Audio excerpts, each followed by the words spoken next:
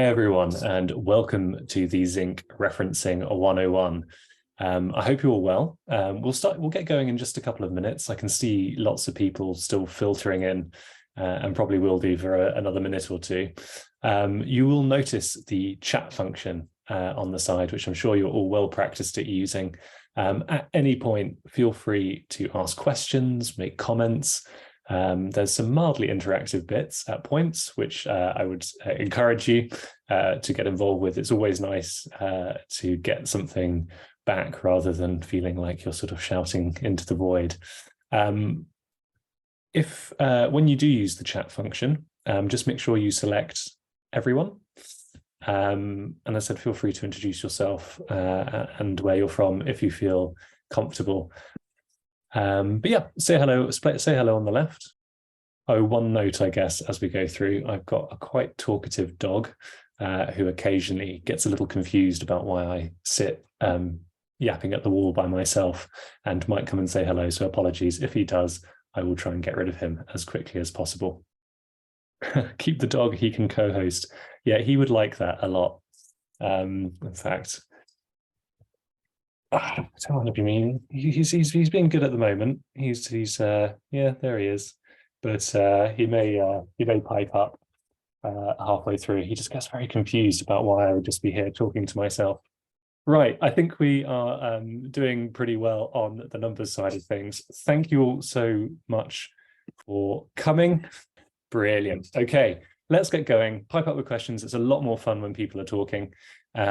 We will start now. So referencing, it's an interesting area. It's gone through periods of fashion. It's gone through periods of being very unfashionable. But I've got some interesting stats for you and a bit of a quiz. So they did a big bit of research relatively recently to discover how honest people are on their CV. And it turns out somewhere between, I looked at 3 different sources actually. They varied, but between 21 and 35% of people had fibbed about their education on their CV. 31 to 39% had fibbed about their experience in some shape or form. And interestingly, those who had told a lie said 43% of them said it directly contributed to their success in getting the job. So this is not a minority problem. This is fairly widespread. Now, I wondered, just as a bit of fun to start with, what people thought the sneakiest sector is, what people thought the sector is where people were most dishonest on their CVs. So this is a little controversial. If you feel comfortable doing so, make your guess in the banking. I was about to say, if you feel comfortable to make your guess about which sector it is. So computer, software, hardware, non-profits, telcos, financial insurance, retail, medicine, media, real estate, law and engineering. What do people think? Where do you think people are? Computer software, the US government, law, brilliant. These are a lot of fun. I might collate these and create a little bit of a poll afterwards. So just out of interest, the best behaved, the most honest is medicine. And the least honest is media, marketing, and advertising. And as something as a marketeer myself, I obviously take this very personally, but I don't actually doubt the results. And you can see them there in terms of the proportion of people who are fibbing on their CVs. Now, a bit of fun and quite interesting. And for any of you who work in those media, marketing, and advertising, I wonder what you think. But even among the angels, even among the medical community, there are some pretty grotesque and well-publicized examples.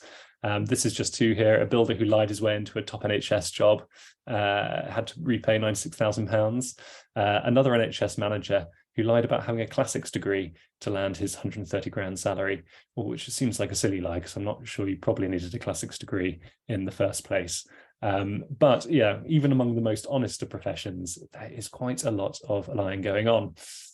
So we're going to talk about referencing, also known as a sort of employment check, but we're also going to talk about character referencing. I'm going to do a quick intro on referencing and checks in general, because this industry has changed a lot in the last couple of years, and it's going to continue to do so. I'm going to very briefly touch on the different types of references. The third, we're going to look at the different uses of references and how good they are at them according to the research. So the different things people use references for and how effective it is. I'm then going to go through some practical questions, which is basically some really good questions to ask as part of your references. And I'll go to touch very briefly on legal considerations. There's not actually a huge amount once you're compliant with GDPR, but I'll go through it anyway. I'm then going to touch on automating references and Zinc in the future, which for our customers on the call will be a bit of a recap, but for others will maybe give you a glimpse of what's possible. So, trends in background checking. Now, background checking has exploded. I'm sure many of you have had to deal with the changes in right to works legislation over the past 6 months. If you're interested, we did a whole webinar on that. But background checking is increasing hugely. So 60 to 70, it went from 60 to 78% is the increase in organizations using background checks in just 1 year between 2017 and 2018. The number of background checks in the UK has gone from 4.3 million to 6 million in the last 5 years. And the increase in DBS checks, so that's criminal checks in the UK, has gone up 500% over the last 5 years, which is extraordinary because if you think about who typically has had to do criminal checks, teachers, nurses, people working with vulnerable people, etc., that hasn't dramatically changed. So all this increase is basically being driven by the private sector, which is absolutely fascinating. Now, why are they increasing? Now, this is really interesting and maybe a bit of a side note, but I think it speaks to probably some of your concerns. There's an aspect where you look, you find. If you find that having checked, doing references, you found out that 47% of people are exaggerating. We found 47% of companies are finding people who've exaggerated, lied about their experience. That's not going to make you do less checks. That's going to make you do more checks. If you start doing criminal checks and they start turning things up, if you start doing media checks and finding things turning up, you're going to do more and more checks. So there is definitely an aspect in which there's a bit of a snowball effect where the more people do background checks, the more discrepancies they find, and therefore the more checks they do. So there's definitely an aspect of that. The second is our attitude to risk has changed recently. Deloitte did a big study recently about C-level executives, and 90% of them said that risk management was going to be one of their biggest concerns over the next 5 years. And the stats around how much bad employees and fraud from employees towards business cost the business are quite staggering. So there's definitely a more mature attitude to risk, which is starting to develop. The third, of course, is remote work. People wanted to find ways to feel more confident in the people we're hiring when they can meet them. The fourth, huge amounts of legislative and regulatory change. So the right to work is the most recent example. But actually, if you look across the EU, there's huge amounts of checks legislation being brought in. So, for example, the aviation industry, all the checks that you had to do on British pilots now have to be done on all airport staff. Just one example, but there's definitely a lot more of that. And five is brand vulnerability. We are all painfully aware now that if we make a mistake, either as individuals or as a business, the chances of us getting away with it are diminished because of things like Twitter. And there's definitely an aspect to which businesses want to avoid a bit of embarrassment. Now, that's why there's a lot more checks going on, or 5 of the reasons, or at least our theory on 5 of the reasons. But what's forcing them to change the way we do checks? One is the rise of automation, which I'm going to cover a bit later. Second is we now take candidate experience much more seriously. And I'm sure many of you have gone through fairly painful checking processes in the background. The third is the trend towards integration, that your whole tech stack should speak to each other. And the fourth is the complexity of compliance. So just to give 2 examples, if you think about what is required of us now in terms of GDPR, but also what is now required of us in terms of right to work checking, as just one example, you can see that there's sometimes a little bit of a tightrope between meeting both sets of compliances. And that complexity is meaning that checking businesses and businesses themselves are having to change a little bit. Now, what about references? So a couple of reference stats. It's the most common type of check conducted in the world, checking that someone has basically worked where they've said they're going to work. 72% of our customers do references of some description. We're obviously an automated background checking solution, so we offer lots and lots of sorts of checks, and references are our most popular. And 36 hours is the average turnaround time for you to get a reference back with Zinc. You will know your own stats from your own business about how long that takes you. So what are the different types of references? I'm sure you all, most of you know this, so I'm not going to dwell on it for too much. There's broadly there's different ways, different things that people call them, but there's some broad buckets. The first is the HR reference, so roles, titles, and dates of service from the HR department. For many businesses, this is the only type of reference they're willing to give. But basically, what was their job title, and from what period to what period did they work there? Second is something similar, a recruiter reference, so a third-party agency confirming the start date and title which the candidate was placed, of limited use in most cases because, of course, people you don't know the end date for one, and there could be a bit limited information. And the third is character references, so managers or colleagues usually confirming the HR reference details as well, but also vouching for skills, values, character, and particular responsibilities. Now, there's two others. One is the absolute favorite of executive search firms, and I used to work in executive search. It's also known as a backdoor reference. This is basically where you identify someone the person used to work with or for, and usually without the candidate's consent, get in touch with them to discuss this candidate's suitability for the role. We're going to talk about that a little bit in a second. The last one is personal references. That's when someone gives you basically a character reference, nothing about you professionally, but just to basically say that you're all right and aren't going to rob the place. So that's the 5 broad types. I would be interested to know what type your organizations do at the moment. I guess the broader question is, why have you done it? Why do people do references? And this may seem sort of really obvious, but we do talk to a lot of businesses who, when we're speaking to them, go something along the lines of, we do references, but I'm not really sure why, or I don't really see the point of them. Or conversely, I just feel like we should be doing references, but I'm not sure what we're trying to get out of it. So there's more to it than this, but this is my broad buckets of what I think. Now, the first is regulatory compliance. And for those of you who are, for example, FCA regulated, you know that you have to do a certain amount of references over a certain amount of years in order to stay compliant. I'm not really going to touch on that today. I'm going to talk more to the stuff that refers to most businesses. So the first big reason is background. Checking if someone has done what they said they've done. Now, this may seem like a very, very obvious point, but there's actually 2 facets to this, and often businesses get one right, but don't do the other. The first is that they actually did the job. They are actually employed with the title they said they were at that time. But what's actually, I think, well, the stats speak for themselves, which you covered earlier.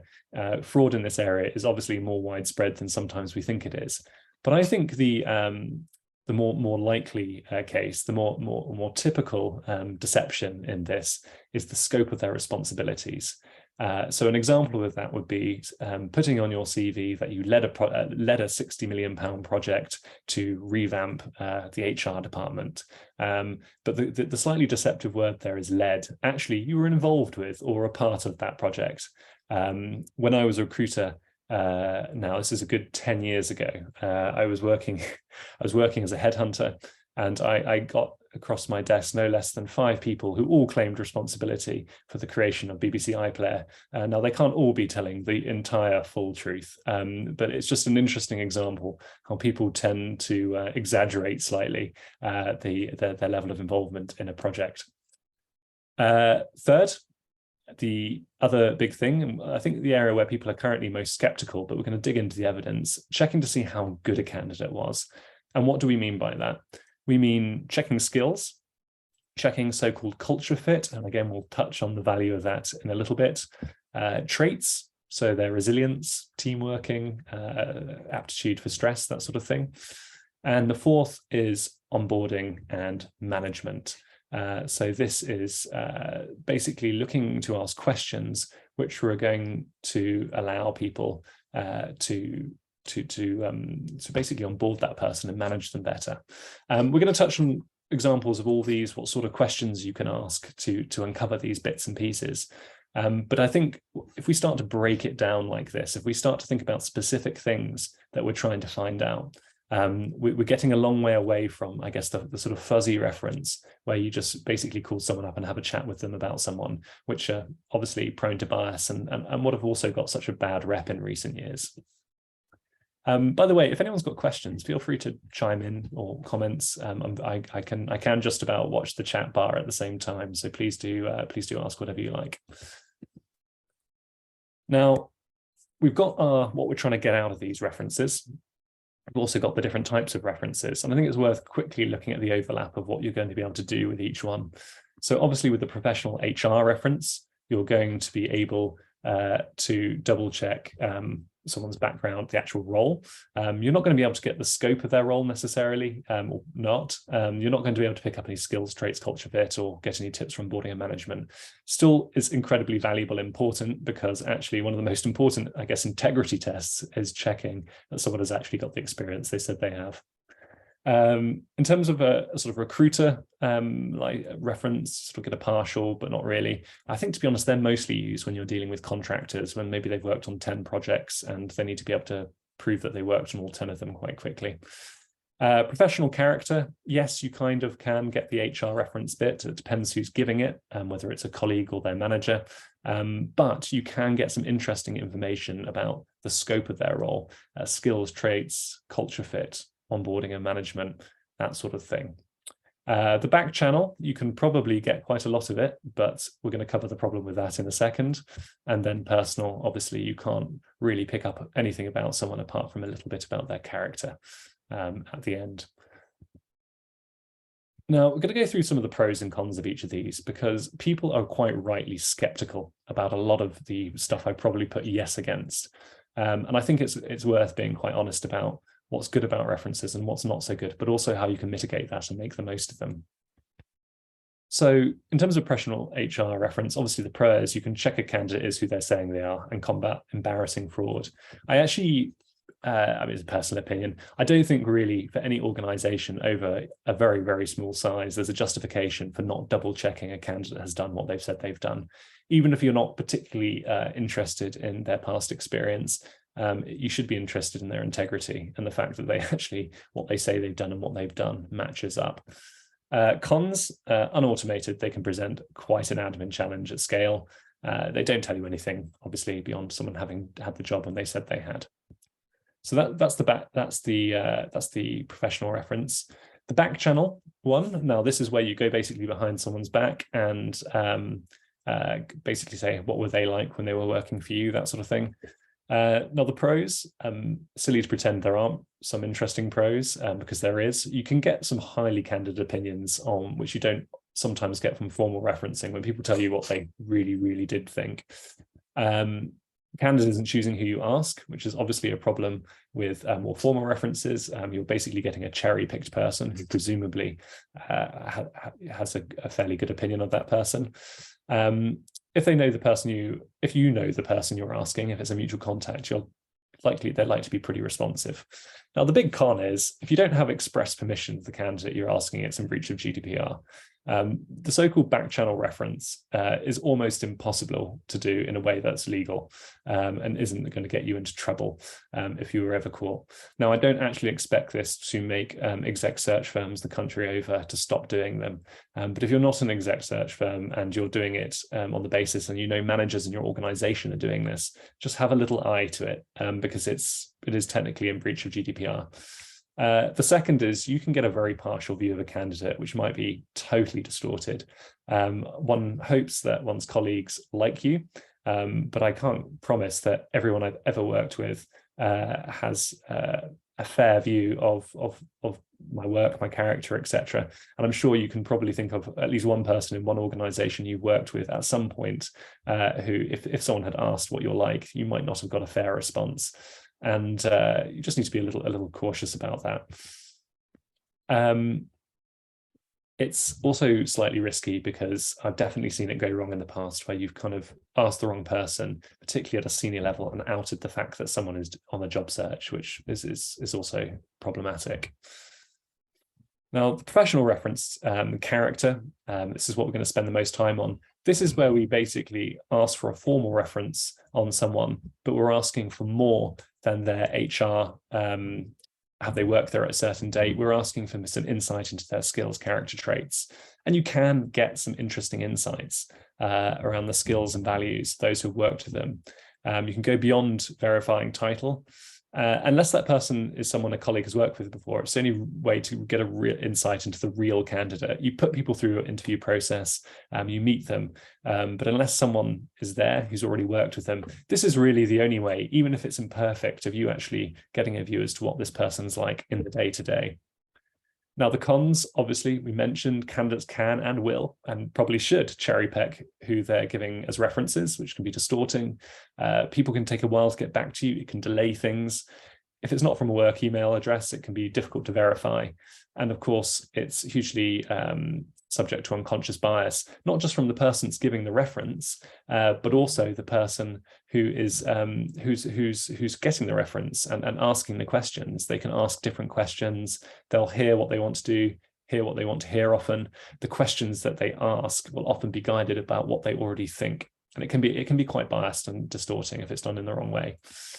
And validity for this type of reference, this sort of just giving someone a call and asking opinion, is not high on its own. It's in fact, it's pretty low. So this is one of my favorite studies, if it's not too sad to have favorite studies.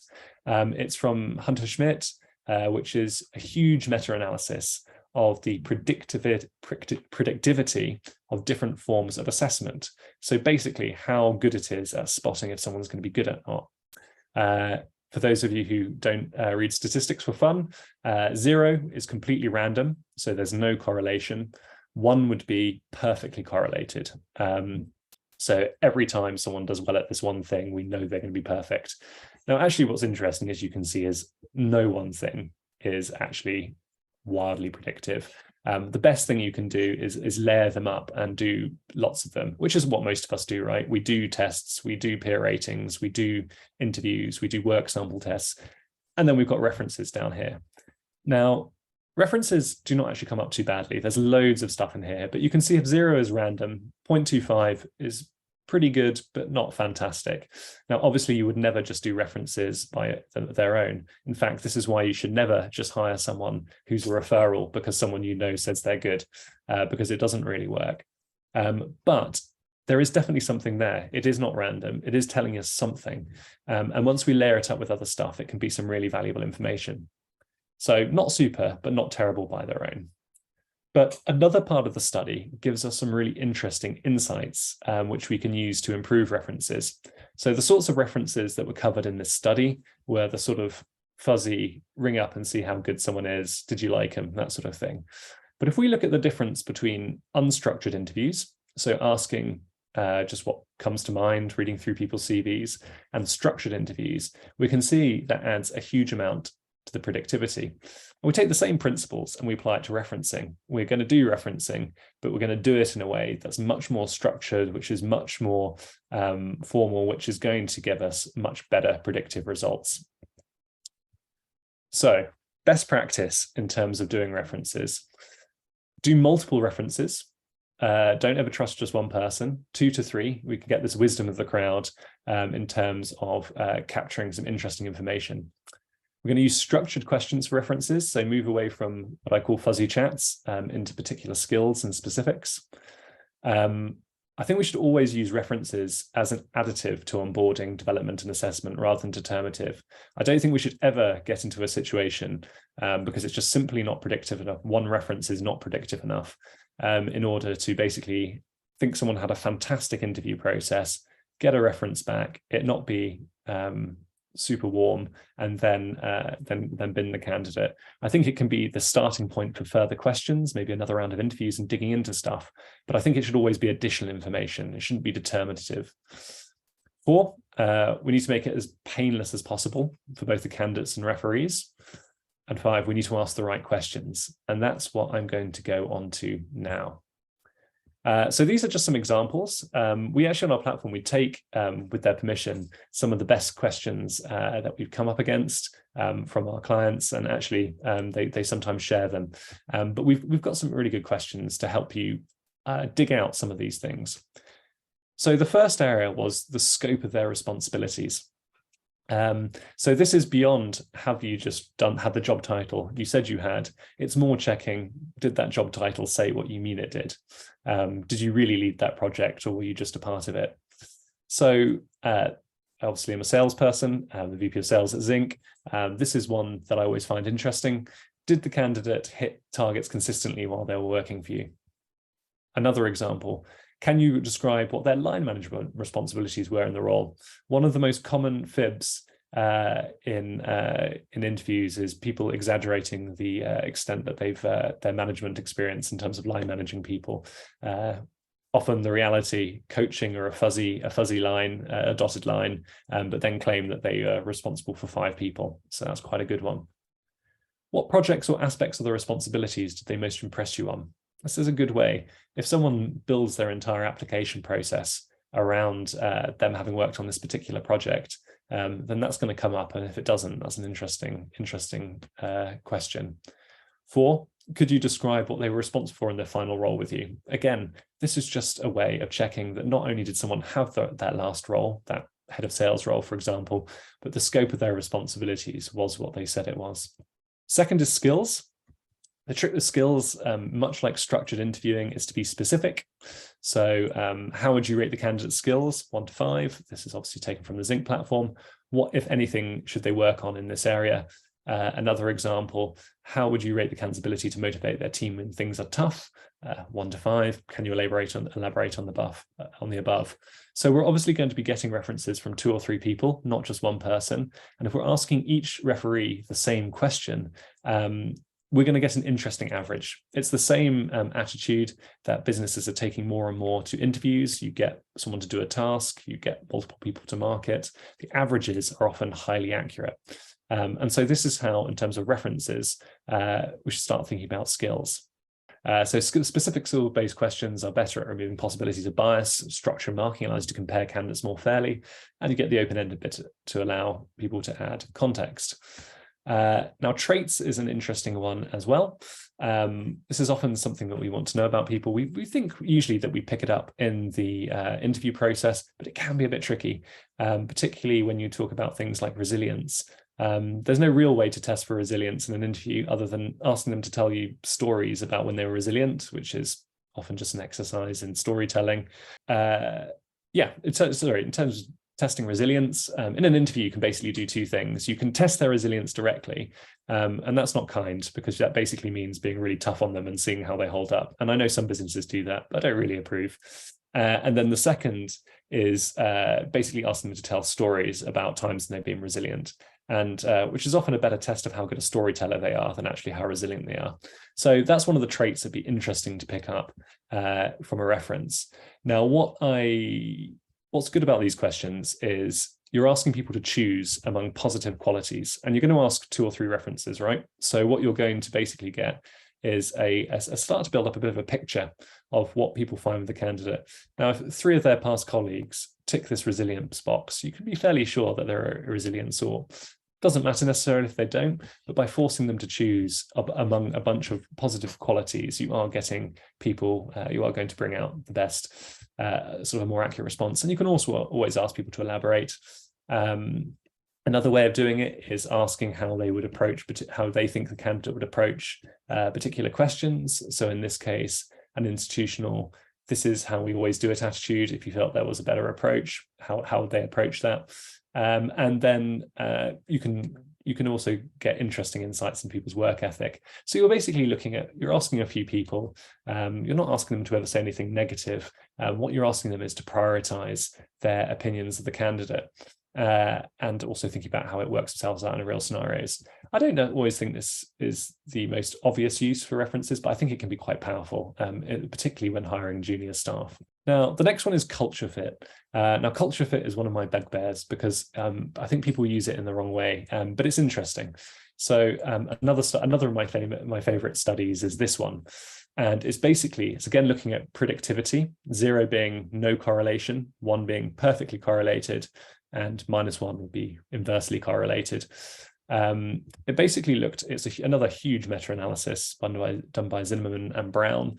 And it's basically looking at, if you think someone is a good culture fit, what is the effect of that on actually how things work out? And what's interesting is people being a perceived culture fit is incredibly strongly correlated with how satisfied the organization is with them and how much they like the organization, how much they're attracted to the organization, the likelihood that they'll get a job offer, all these sorts of things. So there's a good correlation between people thinking you're a good fit and you getting the job, which shouldn't be surprising. What is also quite interesting is that it's not actually highly correlated or barely correlated with people's job performance or their task performance. Someone being a good fit doesn't actually make them much better at their job. In fact, if 0 is random, it's barely better than random. But it's still interesting because you want to hire people who are going to be happy working with you. It creates a nice atmosphere, creates a nice culture. So there's definitely still some value into looking at someone's culture fit, but how to tell culture fit. Now, this is quite a good way of doing it. Asking what sort of environment you think the candidate will enjoy most. So asking their colleagues, do you think they will enjoy a fast-paced environment, an experimental one that's tried and tested, ones that hands-on management, hands-off management. Now, people will obviously have told you this about themselves during the interview, but people will say lots of things to get jobs. Actually, if everyone they've ever worked with says that actually they prefer a steady-paced environment, not a fast-paced one, them claiming they like a fast-paced one might not be spot on. What type of people would the candidate be most successful working with?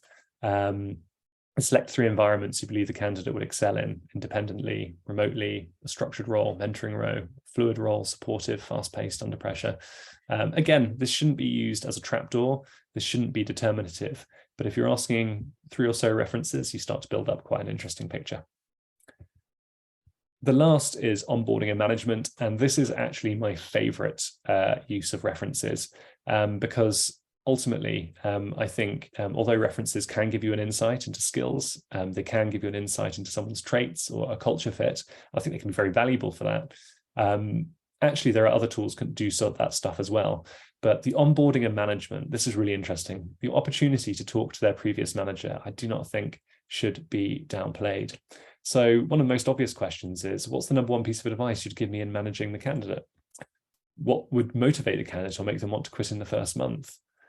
Select 2 ways in which you've had the biggest impact on the candidate's development. How do they learn? What have their past managers seen in terms of developing them? Is it best done by informal feedback, group training session, courses? This is really valuable information. And in some ways, there's no other way to get it. So this is my number 1 favorite use of references. Now, I'm just going to touch on the legal responsibilities, but they're not particularly complex. I think they are quite interesting.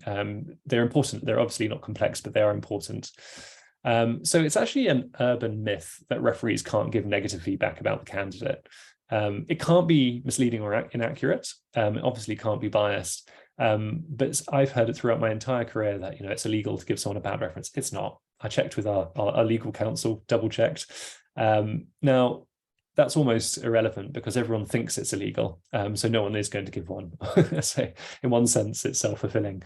But it is worth bearing in mind. Now, I still think it's better to frame questions positively and look for strengths, and kind of you can spot the weaknesses often by what's not mentioned. Or you can ask about development areas, but you don't have to be completely paranoid about it. It's not actually legal. Your primary responsibility is to make sure you have consent for any references taken. And this is, again, where back-channel references basically become impossible to do legally. Because if you're going to be going out and getting personal data about people and then storing it on your system somewhere, even if you don't store it, you need to have people's consent. Helen, does it have to be written consent? This is where I wish Hamraj was here, our legal counsel. Certainly for most types of background checks, it absolutely has to be written consent. In terms of references, interesting. I'm not sure. I might have to check with you on that one. My suspicion is a strong resounding yes. And also you should definitely do it anyway, because it can cover you. You can imagine a circumstance in which someone said, you can take this person for a reference, you do it, the person gives them a bad reference, you decide not to hire them, and then they deny that they ever gave you consent in the first place. So I'll double check, we'll send it out in the email afterwards, but I think the answer is almost certainly a yes. You must store that data safely in a GDPR compliant way. That's also super, super important.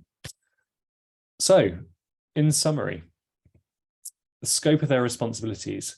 Should everyone be everyone should be checking that candidate has done what they've said they've done as a bare minimum. Like, this is, I know some people don't do it. I know, for in a small organization, it can feel like a lot of admin. I'll show you a way in a second that it doesn't have to be, but you should at least check that, you know, someone has done what they said they've done. That's for brand protection, so you don't end up hiring someone who's a complete fraud, risk management, and also, I didn't actually include it on the chart, but if you think back to that chart of the most predictive things in terms of judging someone's success on the role, actually near the top is integrity tests. Integrity is an incredibly powerful predictor in terms of someone's job, and actually checking someone has done what they've said they've done is a pretty quick way to do that. The second part is that character references can be powerful ways to get secondary information around culture, skills, and onboarding, however, only with the right questions and asked in the right way. Be specific about what you want to discover and have a policy of what you're going to do with that information. Now, you may listen to all of that, and certainly for those of you who are not our customers, and wonder, okay, that sounds great, but there is absolutely no way we can do this. The admin would kill us. We hear you. We talked about automation, candidate experience, trends towards integration, and complexity and compliance. This is obviously these are the ways in which checks are changing for good reason. If you do something like Zinc, getting references can be a beautiful candidate experience. It can be one where you get help within 120 seconds, and all the candidate has to do is just fill in the referee's name, fill in their contact details, and the rest is done. From the candidate experience, it doesn't have to be burdensome. It really, really doesn't. It can be a couple of minutes on your mobile phone. So it doesn't have to be painful. Now, you might say, well, I'm glad it's good for the candidate, but what about me? I mean, these days, we integrate with all sorts of applicant tracking systems. You can see on the right, that's workable. You literally just have to click a button and it'll send the references automatically. It'll chase people daily. Turnaround time is 36 hours on average. It doesn't have to be painful. So that's trend one, beautiful candidate experience. Trend two is obviously integrated. The third is sort of the automation aspects. So it's not just the getting in touch with people, the chasing them over email and phone. It's also things like validating skills. So if you can see here at the top, Zinc, for example, collects the skills mentioned and the values mentioned in the references. So you can see at a glance if people are hitting the key things which you want to know about. You can see automatically if there are gaps. You can see down here on the right if there are date mismatches, title mismatches, all sorts of things. So what we have is a big trend towards automation, just even the understanding of that information. The fourth trend is also to make everything unified and reusable. You need to do your right to work checks. You might need to do criminal checks, address checks, education checks, all sorts of things. Now, if you lose something like Zinc, it's not only the references that could be launched with a single click, all the checks you have to do can be launched at a single click.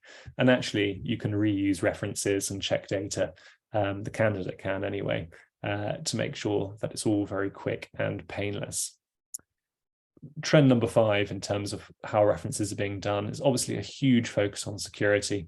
These are some of our credentials, but because of GDPR, because we take data security so much more seriously, a focus on compliance and security is absolutely key.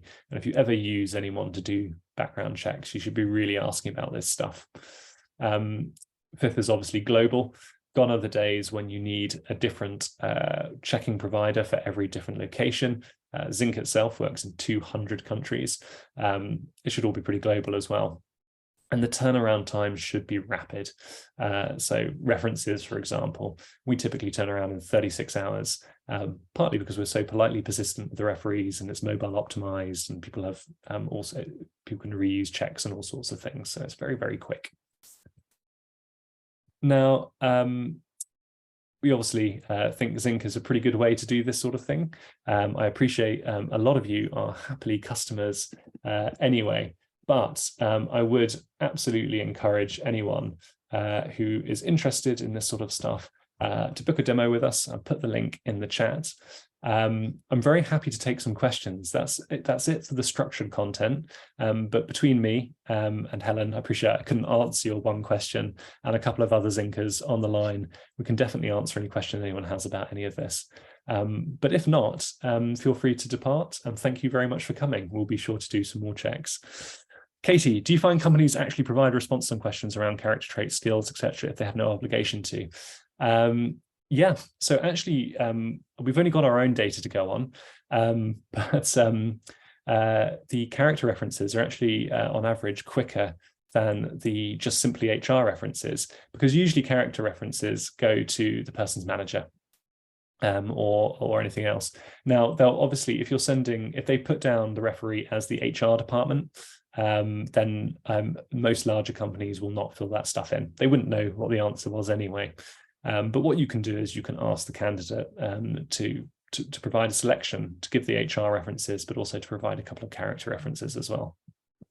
I hope that answers your question. That is a really good question, Helen. There's another question that I don't think I know the answer to. You're disinvited from all future webinars.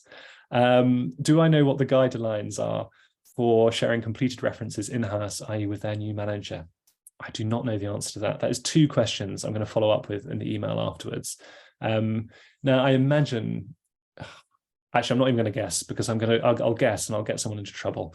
So I will definitely follow up with that, because I think that's a really, really interesting question. But I'm not going to guess, not when it comes to legal stuff. Right, if there's no more questions, I'll pull the session to a close. We've done one on right to work so far. We've done one on DBS checks. We've obviously did some referencing.